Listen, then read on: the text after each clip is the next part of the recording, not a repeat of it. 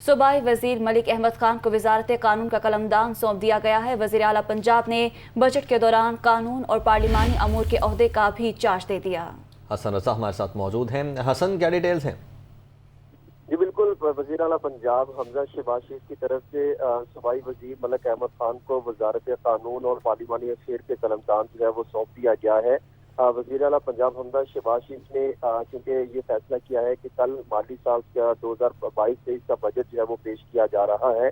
इस मौके पर पंजाब के कानून और पार्लिमानी अफेयर्स के मामला देखना बहुत ज़रूरी है, जिसका ओहदे का चार्ज जो है वो मलिक अहमद खान को बाकायदा दे दिया गया है।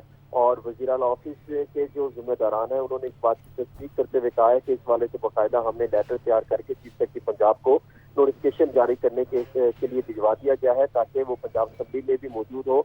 और कल जो है वजीर कानून मलिक अहमद खान और उनके साथ साथ सूबाई वजीर खजाना अवैस लगारी वहाँ पर मौजूद हो और बजट मुस्बत अंदाज में पेश किया जा सके।